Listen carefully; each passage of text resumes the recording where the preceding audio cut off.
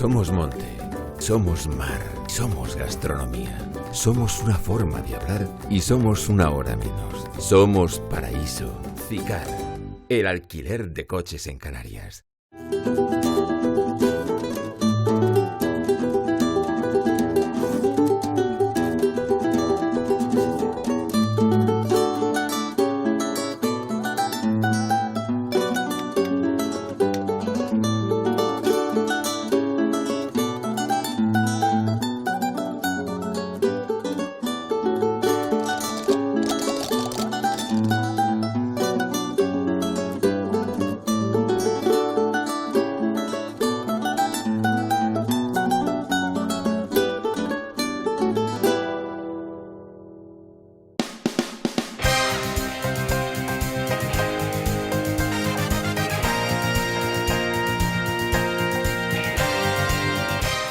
Pues significa que pasamos nosotros a ser eje atlántico.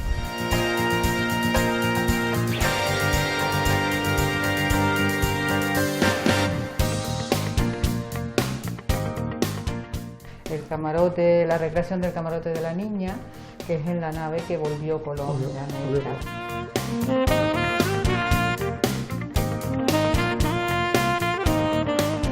Cuando alguien llega a la conclusión de que lo sabe todo, es que le queda muchísimo por saber.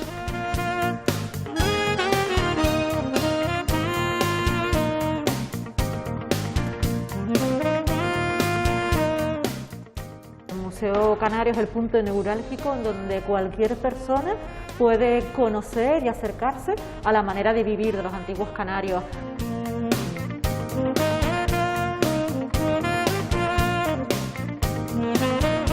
Y hubo comerciantes en aquel momento, comerciantes del mercado de Veta, que llegaban aquí a las 3 de la mañana y terminaban de repartir las compras a las 10 de la noche.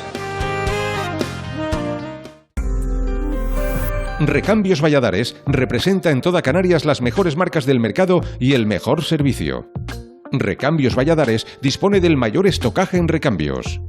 Recambios Valladares.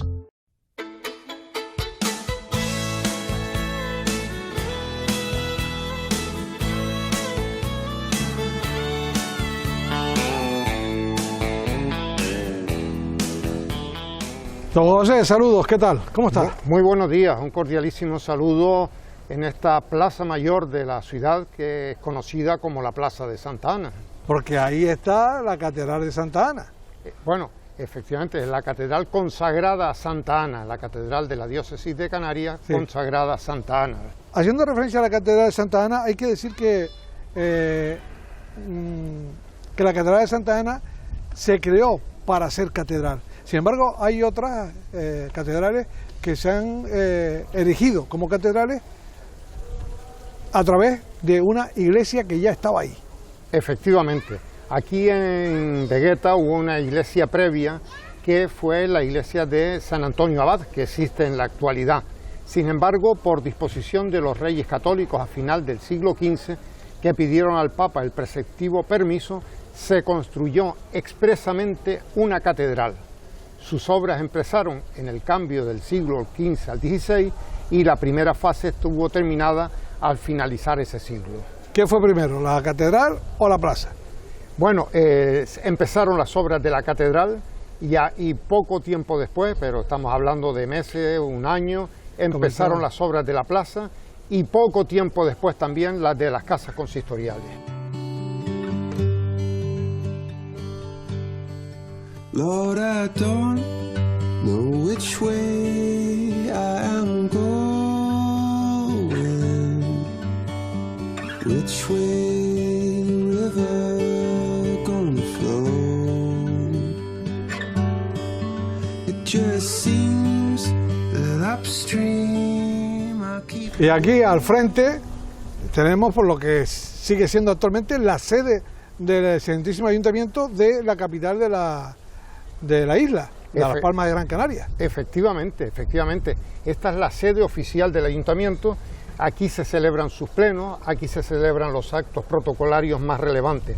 Lo que ocurre es que al ser un edificio histórico con un espacio limitado y esto haber crecido muchísimo, pues ha tenido que construirse unas oficinas municipales, Claro.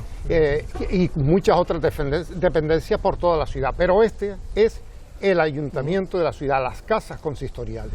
En la parte posterior de la catedral se encuentra un edificio muy significativo, muy importante para esta capital, para Las Palmas de Gran Canaria, como para el resto de Canarias, como es la Casa de Colón. Efectivamente, yo diría que es importante para toda Canarias, ¿verdad? Porque si algo fue importante para las Islas Canarias en su conjunto, ¿verdad?, aunque no estaban todas totalmente terminadas de conquistar en ese momento, es el paso de Cristóbal Colón en su viaje descubridor de un nuevo mundo. Ese hecho histórico de la humanidad, ¿verdad?, en que hay un antes y un después de los viajes colombinos, y el que él pasara por el archipiélago canario, concretamente por Gran Canaria y por La Gomera, pues significa que pasamos nosotros a ser eje atlántico, punto neurálgico en las comunicaciones atlánticas, lo cual ha sido importante en el pasado, lo es en el presente y lo será más aún en el futuro. A partir de ahí, Canarias tuvo un significado muy importante en todas esas travesías que se realizaban al nuevo continente. Efectivamente, en todas esas travesías, en la cultura que allí se va estableciendo, en todo. Por ello se crea la Casa de Colón, no solo para rememorar los viajes de Colón, sino para estudiar lo que ha significado la cultura canario-americana, ¿verdad?, esas relaciones culturales. Por eso incluso cada 2 años en la Casa Colón se celebran los coloquios de historia canario-americana, donde participan especialistas de 3 continentes, de Europa, África y América.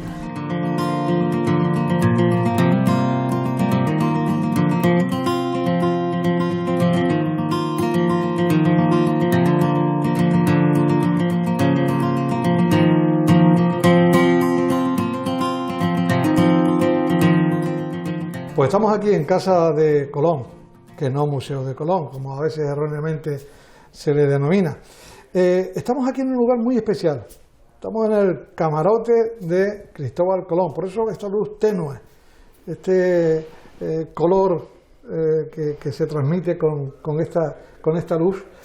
¿Qué tal, Elena? Hola, muy bien, estupendamente. Estamos aquí en un lugar un tanto sombrío, ¿no? Sombrío, pero bueno, muy especial, porque esta es el camarote, la recreación del camarote de la Niña, que es en la nave que volvió Colón de América, porque la Santa María se quedó encallada y solo volvieron 2 naves del primer viaje, y Colón volvió en esta cámara del almirante, que está hecho a escala. Era una nave muy pequeñita, como veremos, o sea, como vemos aquí, muy pequeña. Estamos viendo aquí la cama de... La cama es el camarote del almirante, se recreó un poco por ver un poco cómo era el viaje en aquella época, cómo se llevaba la comida, el vino, el agua. Bueno. Elena, como directora de Casa de Colón, ¿qué tal lo has pasado en este año tan complicado? Un año pues excepcional, y aún estamos ahí, a ver si salimos. Bueno, para todos los museos y para la Casa de Colón en particular, el año de la pandemia ha sido pues un año muy difícil. Hemos tenido que estar cerrados durante meses y luego volver a abrir, llevando a cabo unos requisitos propios que nos imponía pues todo lo del COVID, y realmente con una serie de aforos reducidos, de itinerarios únicos, que hemos tratado de cumplir por mantenernos abiertos. ¿Qué le dirías a aquellas personas que no han visitado la Casa de Colón para que tengan esa inquietud y vengan y hagan un recorrido por este lugar tan especial? Bueno, en primer lugar, que vienen a visitar un edificio singular. Un edificio que está recreado, pero es un edificio que realmente está pues con 4 patios, fueron muchas casas unidas en un momento determinado. Ahora que celebramos 70 años, fue una idea de recrear un poco la casa del gobernador para llamarle Casa de Colón por el lugar, que lógicamente Colón tendría que venir porque en 1492 la única isla que tenía un representante real era Gran Canaria, porque Tenerife y La Palma todavía, que eran las islas mayores que quedaban, no estaban conquistadas, y aquí había un representante real. A partir de ahí surgió la idea de recrear la Casa de Colón en esta antigua Casa del Gobernador. Les digo que vengan porque primero van a visitar un edificio bello y muy singular.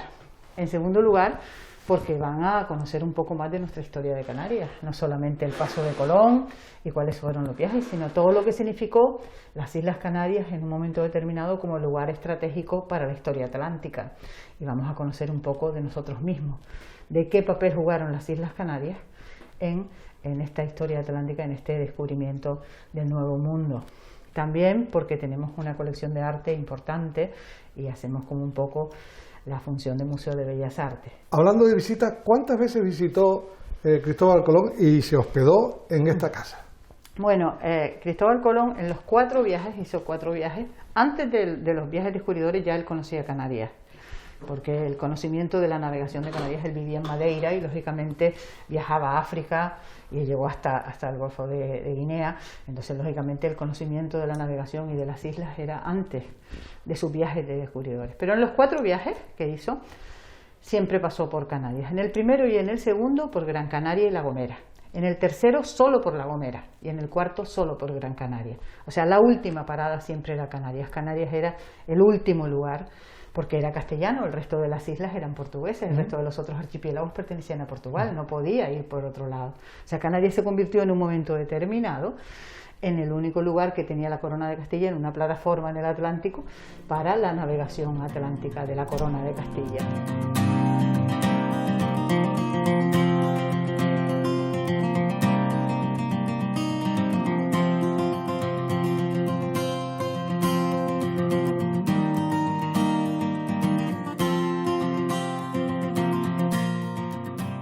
Hablemos, si te parece, Elena, de este edificio, de esta casa con una arquitectura maravillosa, con unos patios impresionantes.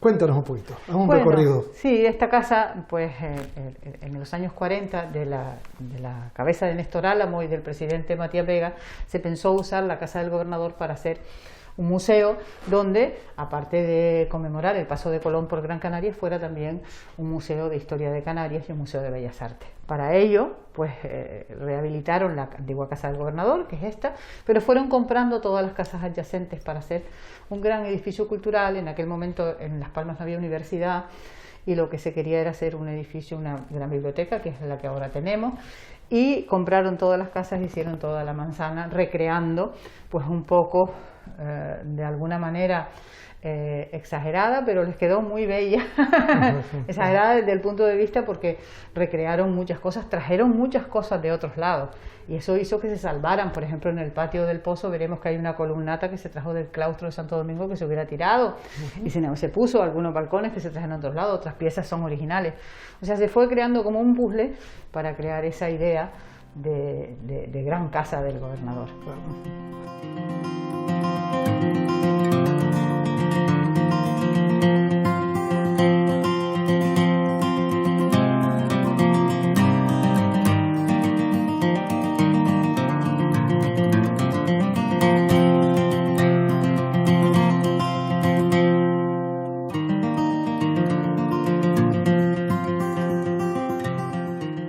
¿Quiénes son los que visitan con más frecuencia o en mayor número? La casa de Colón. ¿Extranjeros? En este caso hablamos también de peninsulares para distinguirlos de los canarios, o canarios. No, la inmensa mayoría cuando son antes de la pandemia son turistas. ¿Sí? Después canarios, peninsulares, o sea, el turismo peninsular también, pero el turismo extranjero, alemán, británico, incluso de países del este, francés, irlandés, hay muchos. Aquí hay una gran cantidad. Es una visita obligada para el turista que viene a la ciudad de Las Palmas de Gran Canaria. Elena, muchísimas gracias por atendernos, señora directora de la Casa de Colón. Ya son muchos los años que estás aquí al frente, sí. Y la verdad que con una trayectoria maravillosa. Muchas gracias por ese trabajo desarrollado y por abrirnos siempre las puertas para dar a conocer la Casa de Colón, que a base de pico y pala esperamos que los canarios vengan en mayor número. Sí. Muchas gracias a ustedes. Gracias.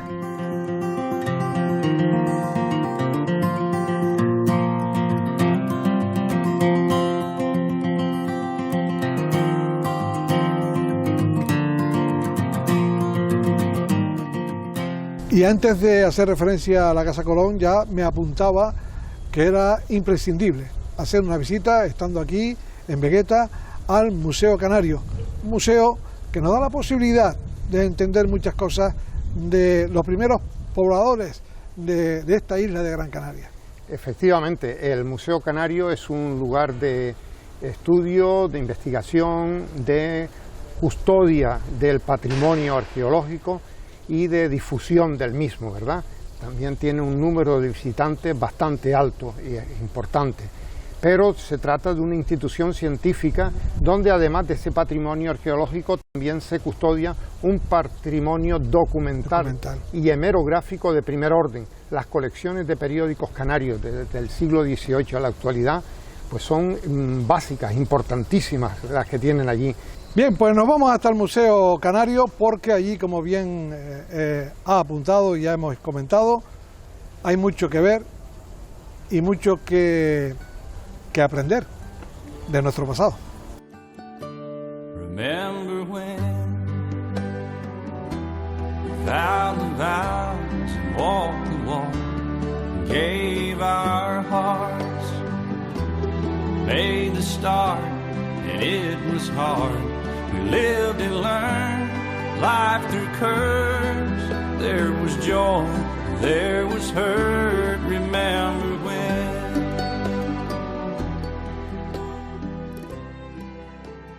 Don Juan Gómez, estamos aquí en un lugar muy especial del Museo Canario. Un lugar que tiene una cantidad de libros. Y en cada uno de esos libros y en sus páginas, unos testimonios que son un verdadero tesoro. Efectivamente, además esta sala tiene la particularidad de que no ha sufrido muchos cambios desde que se instaló en la propia vivienda del doctor Chile, el fundador del museo. Cuando se instalan aquí las distintas colecciones del museo, esta sala sigue siendo biblioteca. Actualmente es la sala de investigadores, donde los distintos especialistas pueden acudir a consultar no solo documentos de la biblioteca, sino también del archivo del museo. Hace referencia al doctor Chile. Estamos hablando de una persona que tuvo la gran visión de decir, hay que crear una biblioteca, hay que conservar todo este material, porque evidentemente la historia tiene que permanecer en el tiempo. Efectivamente, y no solo tuvo esa visión, sino que además fue muy generoso, porque él dejó esta casa, que era su vivienda, y su fortuna y una propiedad agrícola, la finca de Tarazona, para el sostenimiento de esta sociedad científica, con sus colecciones arqueológicas, y además tuvo, como ha dicho, una idea muy interesante, que es que desde el primer momento se pensó que tenía que haber una biblioteca que reuniera lo publicado sobre las islas, que prestara atención preferente a los temas canarios, autores canarios, contenidos canarios y los impresos realizados en las islas. El archivo de la Santa Inquisición, justamente en el momento que iban a quemar todos esos documentos, él hizo una puja económica y se los quedó, ¿no? Hay varias versiones y esa es sin duda la más extendida y que se ha recogido en distintas publicaciones. Últimamente, el archivero del museo, a partir de la propia documentación que hay en esta institución, ha podido reconstruir la historia del archivo de la Inquisición y explicar por qué una parte estuvo un tiempo en Inglaterra, en la colección del Marqués de Bute, y que esa afortunadamente se recuperó en los años 50 por el Museo Canario, después de una subasta en Londres. Pero efectivamente, en cualquier caso, es verdad que se salvó de ser desmembrado y perdido gracias a Agustín Millares y otros miembros fundadores de esta sociedad. Aquí tengo a mi espalda un ordenador. La convivencia de las nuevas tecnologías son compatibles con los libros que están aquí en esta biblioteca, o yo diría incluso, más que compatibles, son absolutamente necesarios que exista un complemento entre lo que ofrece uno y lo otro. Por supuesto, en el trabajo diario cualquiera de las personas que estamos en el museo nos damos cuenta de que son absolutamente complementarios. Es cierto que para un particular puede que sea suficiente con la documentación a la que se tiene acceso a través de las nuevas tecnologías, pero siempre tiene que haber un lugar donde estén los documentos originales. Claro. Incluso que den fe. Efectivamente. Y esa es una de las misiones más importantes que desempeña esta institución. Son muchas las personas que acuden a en las actuales ampliar su conocimiento o consultar. Efectivamente, a diario. En las actuales circunstancias, menos, lógicamente, como también a las salas del museo. Pero vienen muchas personas. Hay una sala de lectura general, para biblioteca, hemeroteca y esta sala está dedicada a investigadores, sobre todo para que consulten materiales de archivo. Y había unos ordenadores que se han tenido que retirar por estas circunstancias. Pero sí hay unas consultas diarias y se han aumentado después de esta situación de pandemia las consultas de otro tipo, vía teléfono y correo electrónico, sobre todo, que solicitan reproducciones de documentos, por ejemplo. ¿Usted considera que le da veracidad a las personas que afirman que la historia la escribe siempre el vencedor? Bueno, casi todo lo hacen los vencedores, efectivamente, pero también los vencidos nos han dado su versión en muchos casos, pero la perspectiva histórica nos enseña esa verdad. ¿Qué ocurre? Que luego nosotros podemos interpretar y los investigadores y los estudiosos pueden utilizar su inteligencia para interpretar las situaciones históricas. Qué incultos somos aquellos que buscamos la cultura, porque nos damos cuenta cuanto más leemos, cuanto más queremos aprender, lo poco que sabemos. Cuando alguien llega a la conclusión de que lo sabe todo, es que le queda muchísimo por saber.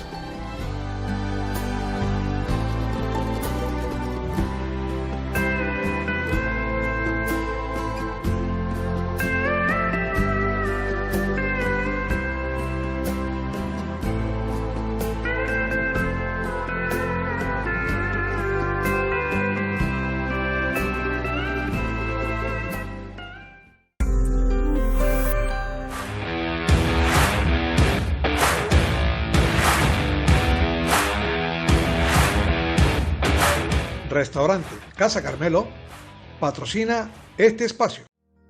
Sunshine on my shoulders makes me happy.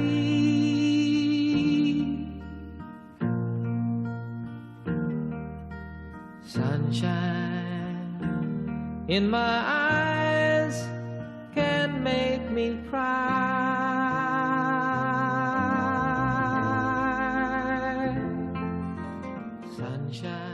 Teresa, ¿qué encuentra el visitante cuando llega aquí al Museo Canario? Bueno, el Museo Canario es realmente una visita casi obligada, ¿no?, para cualquier persona, tanto local como que viene a visitar la isla de Gran Canaria, porque el museo es una ventana abierta a cómo vivieron los primeros pobladores de la isla de Gran Canaria. A lo largo de las diferentes salas van a ir viendo diferentes restos materiales que se han conservado de esta población, de estos primeros pobladores de la isla de Gran Canaria, que nos hablan de cómo vivían. Ellos, cuando vienen del norte de África, son poblaciones bereberes que llegarían en torno al siglo II, III después de Cristo, y van a llegar a unas islas que estaban deshabitadas. Nunca antes nadie las había poblado de manera permanente, ¿no?, podría así decirlo. Van a ser los primeros pobladores.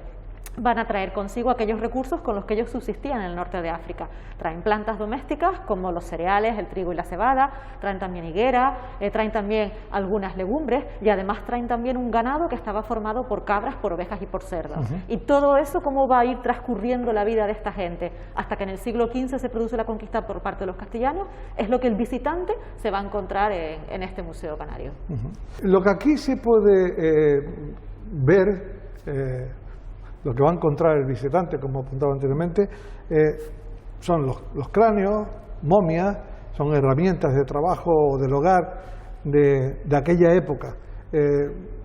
¿Corresponde a la época inicial que llegaron los bereberes aquí a las islas? Efectivamente, el Museo Canario, en el Museo Canario están depositados los vestigios arqueológicos que se han ido recuperando desde que la arqueología comienza en Canarias hasta hoy en día, de tal manera que lo que reúne en sus salas son los testimonios materiales que estas poblaciones dejaron en la isla desde que llegan hasta que se produce el proceso de conquista, a lo largo de todo el periodo. Sobre todo quizás, bueno, pues efectivamente desde los primeros momentos hasta la llegada de los castellanos, estamos viendo que esta población no vivió siempre de la misma manera, sino que se producen cambios, en algunos casos cambios drásticos, y quizás una de las evidencias donde mejor se pueden testimoniar esas transformaciones sociales de este grupo humano, la tenemos en una de las salas que está dedicada a las prácticas funerarias, en donde se ha visto que hay diferentes modalidades, diferentes tipos que corresponden a fechas muy concretas, y que estamos hablando de una sociedad que se desarrolla desde unos grupos con un carácter más homogéneo, más igualitario, hacia otro tipo de relaciones sociales en donde vienen marcadas por la desigualdad y por unas relaciones más asimétricas. If I had a day that I could give you. El Museo Canario es el punto neurálgico en donde cualquier persona puede conocer y acercarse a la manera de vivir de los antiguos canarios, puede acercarse a la vida cotidiana, a lo que comían, a cómo se preparaban los alimentos, a cómo se elaboraban las diferentes herramientas para producir numerosos bienes, pero también acercarnos a lo que comentabas, a todo lo que son esas prácticas rituales que implica, bueno, pues desde el ámbito de la muerte hasta también la ritualidad en el mundo más cotidiano, en el día a día, ¿no? Con lo cual es verdad que es una visita que yo recomiendo, ¿no?, a cualquier persona que antes de recorrer yacimientos o de recorrer cualquier otros museos, ¿no?, pues centrarse tan primero en el Museo Canario, porque es el que permite dar una mirada global a estas poblaciones que llegan del norte de África, se asientan en la isla y se convierten en lo que lo conocemos hoy como los canarios, ¿no? Y lo que considero también muy importante son las herramientas de trabajo y todos los utensilios que se utilizaban para comer, ¿no? Ahí se ve también cuál era la gastronomía de los aborígenes, ¿no? Efectivamente, además hay que tener en cuenta, bueno, pues dos cosas que yo destacaría, ¿no? Estamos hablando de sociedades que aquí no pueden producir herramientas de metal, porque aquí en las islas no existen minerales metalíferos, con lo cual no se pueden transformar en metal, y tienen que desarrollar todo lo que es una industria de la piedra, también, bueno, pues otras herramientas en madera, en hueso, que también se conservan, ¿no? Y además también otro elemento a destacar yo creo que es la excelente conservación que ha permitido que hayan llegado hasta nosotros elementos como por ejemplo las momias que estamos viendo en esta sala, que al conservarse y al depositarse en las cuevas, en el interior de las cuevas, las condiciones de temperatura y humedad permitieron que estos materiales se desecaran y llegaran hasta nosotros, como sucede por ejemplo también con las semillas de los cereales que consumen, frutos como los higos que llegan desecados en perfecto estado y que nos permiten verlo, ¿no?, realmente casi un elemento, bueno, pues que no suele conservarse con esas características. Además también el museo ofrece la oportunidad durante el recorrido de sus salas de poder tener una audioguía que te puedes descargar en una tablet, en un móvil, y poder hacer el recorrido no solamente leyendo paneles, sino también simplemente, bueno, pues escuchando, o incluso tenemos piezas señaladas en donde, bueno, pues a través de un código QR nos podemos descargar el 3D y podemos verla desde diferentes ángulos, ¿no?, y acercarnos a detalles muy concretos, de tal manera que no solamente oferta un recorrido clásico, sino también un recorrido a través de esas imágenes en 3D en donde se van explicando cada una de esas piezas. Quiero hacerte una pregunta que es la pregunta de las preguntas. A fecha de hoy, es una pregunta muy delicada, ya lo digo de antemano, porque a veces se crea mucha polémica en torno a todo esto, ¿no? A fecha de hoy, ¿qué nos quedan de aquellos aborígenes que llegaron a poblar nuestras Islas Canarias? Bueno, pues yo creo científicamente que nos queda una memoria riquísima, que se está estudiando y de la que estamos obteniendo una información riquísima y muy valiosa de cómo vivieron, y lo mejor de todo es que cuantos más datos históricos obtenemos, nuevas preguntas se abren, ¿no?, para seguir profundizando en cómo vivieron estas poblaciones. ¿Hay herederos de aquellos primeros habitantes de estas culturalmente islas. no tenemos, hay que tener en cuenta que se produce un proceso de conquista muy violento en el siglo XV, en donde se imponen las maneras de vivir de los castellanos y de tal manera que bueno, pues los modos de vida, ¿no?, aborigen, bueno, pues van a ir perdiéndose ante el nuevo orden social, político y económico que traen las poblaciones castellanas. A partir de ahí se inicia un nuevo proceso de la historia, ¿no?, en donde bueno, pues todas esas prácticas y esas formas de vida aborigen van a ir perdiéndose. Teresa, muchísimas gracias por toda esta información. La verdad que tienes una riqueza cultural sobre lo que estamos hablando y de otras muchas cosas. Y volveremos, porque ya hemos estado aquí en diversas ocasiones y yo creo que siempre es bueno recordar este lugar. Sí. Y también, por supuesto, de dónde venimos. Sí, yo creo que es una visita, debería de ser una visita anual para todo Canario, ¿no? Desde el Museo Canario, cada año yo creo que cambiamos la mirada hacia el pasado y nuestra propia mirada y veremos todo esto con otros ojos si venimos todos los años a hacer una visita. Se van descubriendo cosas nuevas, interesantes, ¿no? Estar al día, ¿no? La ciencia avanza de una forma considerable y lo que hoy pues no se ve tan nítido, pues con el paso de los años se ve de una forma diáfana, se ve perfecto, se ve con mucha más paradigmas, corrientes de pensamiento que cambian, nuevas tecnologías, nos están ayudando a obtener bueno, pues una cantidad de información histórica que hasta hace pues a lo mejor 5 años era prácticamente impensable para nosotros, ¿no? Con lo cual bueno, pues la visita siempre al museo es una visita enriquecedora y que aporta nueva información y otras anécdotas. Bueno, dicho esto, muchas gracias. Gracias. Makes me high.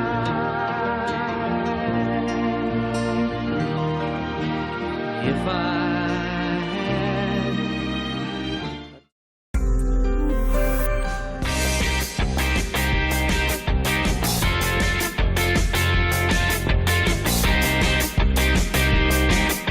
Restaurante La Marinera patrocina este espacio. Hacemos un recorrido por Vegueta y destacamos lugares muy especiales, algunas plazas, viviendas, edificios, con una arquitectura, bueno, que ya deja a las claras el potencial de las personas que aquí vivían, potencial económico, ¿no?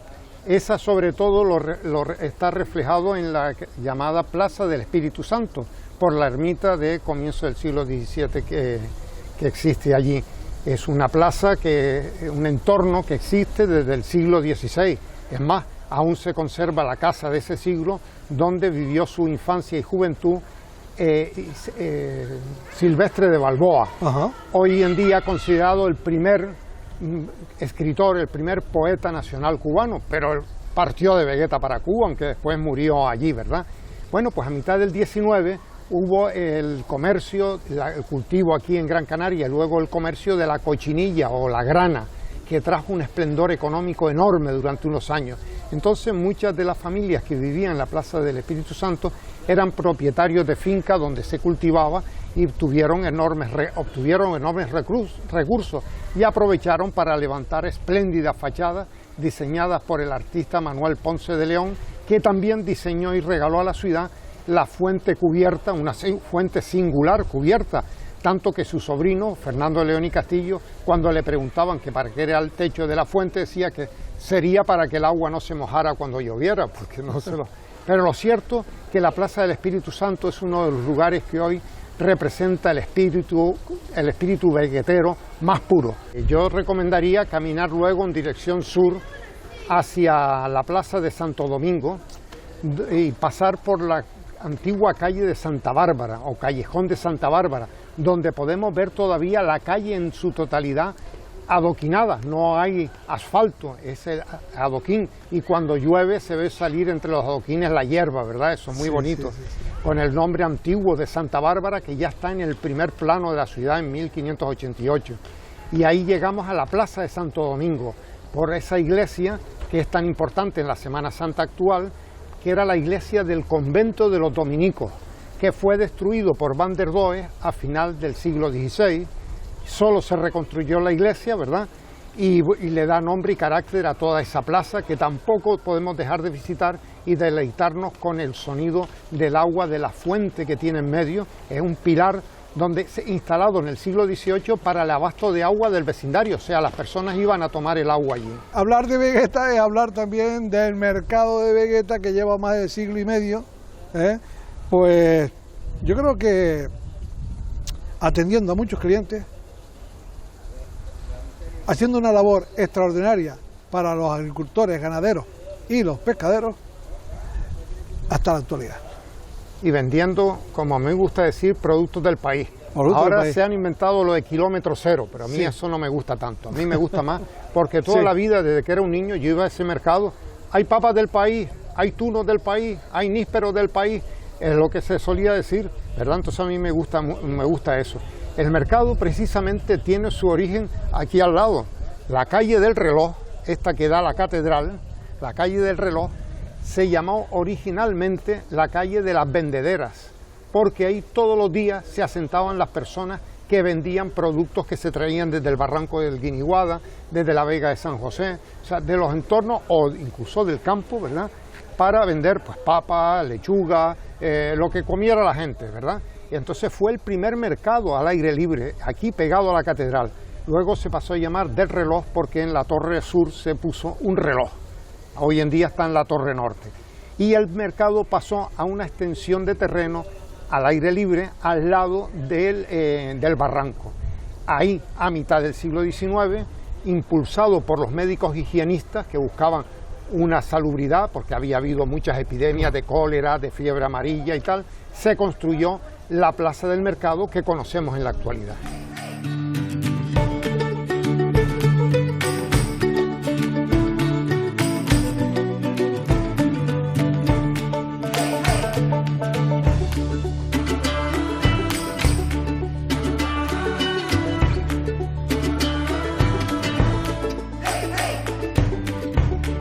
Don Santiago Bolaño, muy buenos días. Buenos días, don Sexto. Bueno, estamos aquí en un mercado con una gran actividad habitualmente, a pesar de la situación en la que estamos.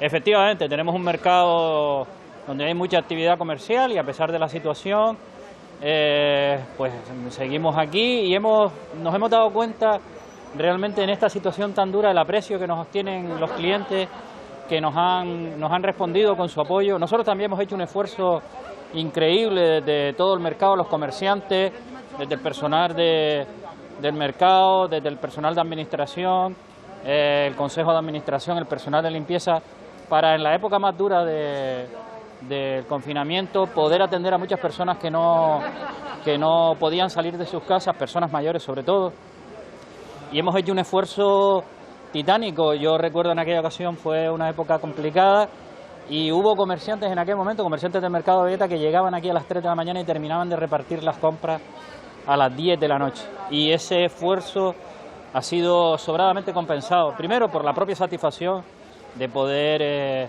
atender a todas esas personas y después los clientes nos han reconocido ese esfuerzo. Es que donde hay un producto de calidad, ahí está el cliente.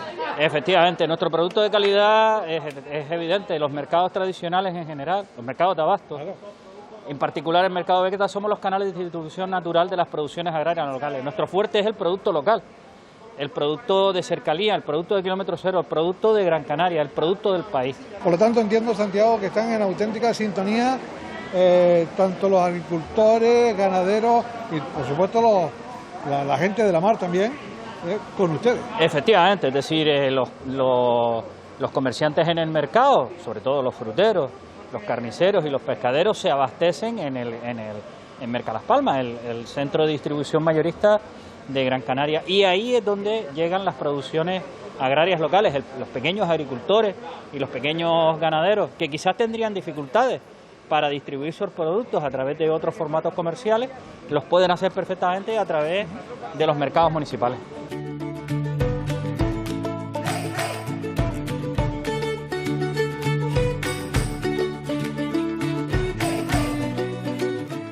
María del Pino, ¿qué tal? ¿Cómo estás? Muy bien, gracias. Muy bien. Oye, la verdad que es satisfactorio escuchar que estás bien. Sí, hasta el momento sí, con mi alto y mi bajo, pero estoy bien. Sí. Muy bien. ¿Qué tal la venta de los pescados? Bueno, sabe que la cosa de la comida no ha bajado mucho porque es lo que tenemos que comer, ¿no? Pero lo que pasa es que está el tiempo muy mal, hay mucho viento y el pescado fresco no ha entrado mucho. Pero lo que hay está muy fresquito, está muy bien. 60 años aquí en el mercado de Vegueta.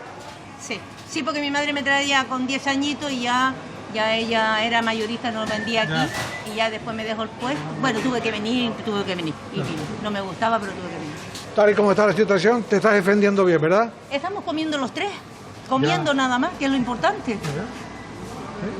Eso es lo importante.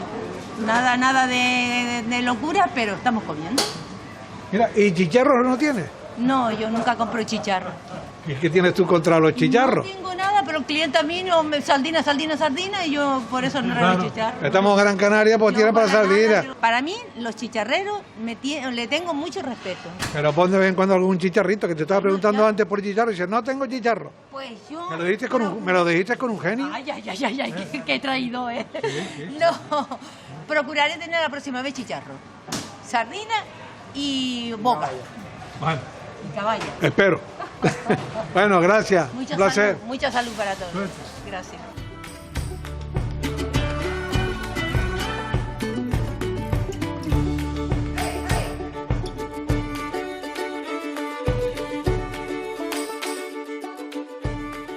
Pino, ¿qué tal? Buenos días. Bien, mi amor, aquí estamos trabajando un poquito. Hay actividad hoy, ¿eh?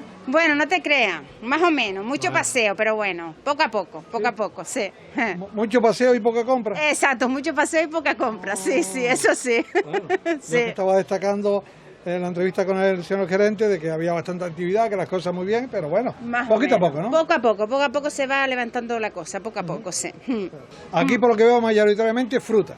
Fruta y verdura, sí, fruta y verdura, sí. Y mucha frutita del país, eso sí, ahora sí del país. Oye, ¿y Víctor? No está por ahí dando vueltas el pobre, me da una pena, es el jefe. ¿Y por qué? Porque les asiste todo el día dando vueltas. ¿Se escaquea normalmente? Se escaquea mucho, sí, es el jefe. Está la cosa para escaquearse. Sí, hay que aprovecharse. Bueno, a ver si lo localizamos, porque quería saludarlo por lo menos. Te lo llamo. Llámalo, sí. Te lo llamo. ¿Quién? ¡Víctor! Ay, pero yo pensé que lo llamo por teléfono. No, te lo llamo a Chillío. Te lo llamo a Perrío para que se entere mejor. Espera. Espera, deja que... Para que me escuche y no diga que no me escucho. La trompa de Eustaquio se me quedó... Hombre, Víctor. Mírala aquí. Yo toqué aquí. ¿Oíste, Víctor? Dígame usted. Digo, si tú oíste que te estaba llamando. No hace falta megafonía en el mercado, como podrá comprender. Oye, ¿qué tal? Qué bien lo llevan, ¿eh? Sí, la verdad que sí. A mal tiempo, buena cara, ¿qué vamos a hacer? Pero bueno, que seamos positivos, que la cosa va mejorando, aunque tenemos un medio retroceso otra vez, pero vamos a ver, poquito a poco. Lo que pasa es que el autónomo hay que pagar. Sí. Y la verdad es que estamos pasando momentos muy difíciles, de la verdad. Porque claro, los impuestos siempre son los mismos y las ventas, como podrás comprender, han decaído más de un 50%.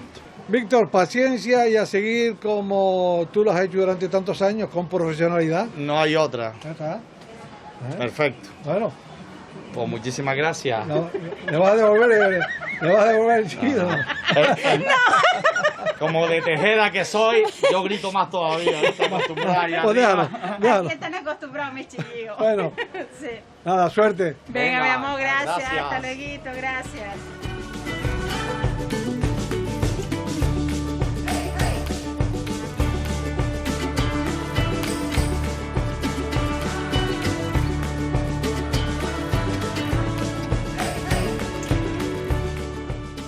Estamos aquí posiblemente en una de las arterias donde transcurren más personas para comprar los productos que aquí se exponen, aunque ello no quita para que en el resto del mercado también, por supuesto, está muy concurrido y son muchas las personas que están adquiriendo productos importantes, productos de nuestra tierra. Productos de nuestra tierra, evidentemente este es el pasillo donde están centralizadas las fruterías, que quizás son el comercio más típico y también más numeroso del mercado de Vegueta. Pero tenemos unas carnicerías espectaculares, tenemos unas pescaderías espectaculares, tenemos unos puestos de ultramarinos donde se comercializan quesos y productos ultramarinos de la tierra, también espectaculares, donde el cliente puede comprar lo que necesita para sus casas a unos precios muy competitivos. el precio es muy importante en el comercio de la alimentación y el mercado Vegeta es un sitio donde los clientes pueden comprar a unos precios muy ajustados. Santiago, para concluir, dos cuestiones. Una, el mercado de Vegeta desde su inicio ha ido evolucionando, evidentemente, pero ahora hay otra fase de una evolución que ya me contarás. Sí, bueno, evidentemente el mercado Vegeta tiene 160 años y hemos ido cambiando con los tiempos. Estamos en una fase muy importante de intentar, aunque la compra de productos perecederos es fundamentalmente una compra presencial, porque al cliente le gusta ver los plátanos. No es lo mismo comprar un teléfono móvil por internet que un kilo de plátano. Hay clientes que les gustan los plátanos más maduros porque los quiere para un batido, otros que no les gustan tanto, porque, en fin. Y entonces eso es fundamentalmente, pero estamos intentando incorporando a la sociedad de la información a través de un proyecto precioso, abanderado, auspiciado por el Cabildo de Gran Canaria, que se llama Gran Canaria Me Gusta. Estamos en esa plataforma, estamos atendiendo muchísimos pedidos a través de esa plataforma y de otros medios donde no necesariamente el cliente tiene que venir presencialmente al mercado, y eso es un futuro ilusionante porque podemos poner a disposición de muchos clientes que por una cuestión de horario, de trabajo, no pueden acercarse al mercado, podemos poner a su disposición ese producto local, ese producto de gran calidad, podemos llevárselo a sus casas en un tiempo que es increíblemente corto, prácticamente el mismo día seguro, pero en menos de 2 horas desde que nos entra el pedido hasta que llega el pedido a casa de los consumidores, es, como decía, menos de 2 horas, y estamos muy ilusionados con ese proyecto y sobre todo porque nos ilusiona también una cosa muy importante, que es intentar colaborar, aunque sea modestamente, con un proyecto muy potente y muy ilusionante que, como decía, auspicia y abandera el Cabildo Insular de Gran Canaria. Mercado de Vegeta, más de siglo y medio de vida, más de siglo y medio ofreciéndote salud. Santiago, muchísimas gracias. Gracias por la visita y un saludo a todos los televidentes del programa Vivir en Canarias de Televisión Canaria. Que no te pierdes uno, ¿eh? No me pierdo ninguno. Hasta pronto. Muchas gracias, Sisto.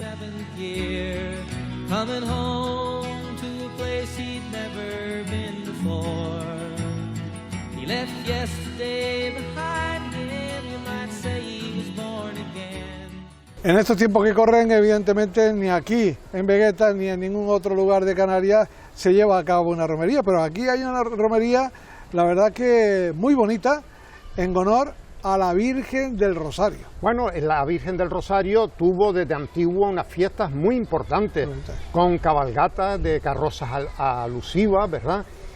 Romerías. Se perdió en un momento determinado y hace varias décadas se recuperó la romería, ¿verdad? La romería fue creciendo y hoy en día es uno de los actos más esperados en las fiestas del Rosario, esa romería por las calles de Vegeta hasta la plaza de Santo Domingo, donde es recibida por la propia imagen de la Virgen del Rosario en las puertas del templo, del antiguo templo dominicano.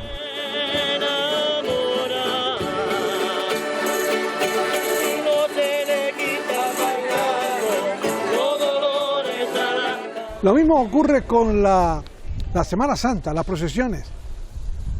En esta situación, insisto, no es posible, pero cuando hemos estado en una normalidad absoluta, se han realizado aquí unas procesiones que, bueno, se han puesto de manifiesto el fervor que tienen muchísimas personas, ¿no? Se ha puesto en evidencia el fervor, pero también el riquísimo patrimonio artístico que existe en Vegeta, en las iglesias de Vegeta. Imágenes de Luján Pérez, por ejemplo, son la mayoría. ¿Cuántas imágenes ha podido hacer Luján Pérez? Porque te cuento en este momento. Yo no sé si hay alguna iglesia donde no haya una imagen de Luján Pérez. En toda Canarias, en toda Canarias hay muchas. Aquí en Vegeta tenemos, por ejemplo, la mañana del Viernes Santo, la procesión del Cristo de la Sala Capitular y la Dolorosa de la Catedral, que se llama la procesión de las mantillas, porque van acompañadas de cientos de señoras con la mantilla canaria. Las dos imágenes son de Luján, dos extraordinarias imágenes de Luján Pérez.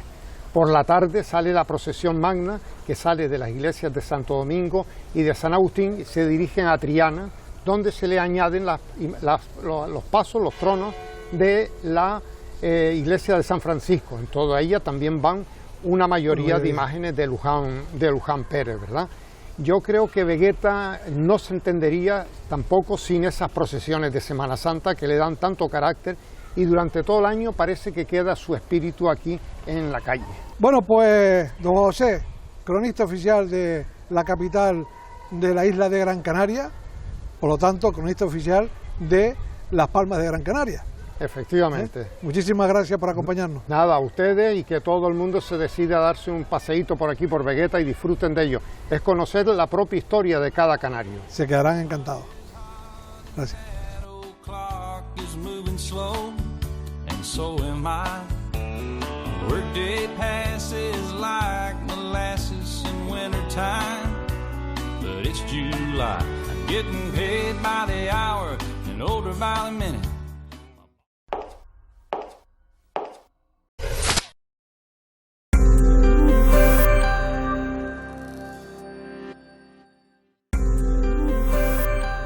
Somos monte, somos mar, somos gastronomía, somos una forma de hablar y somos una hora menos. Somos Paraíso, Cicar, el alquiler de coches en Canarias.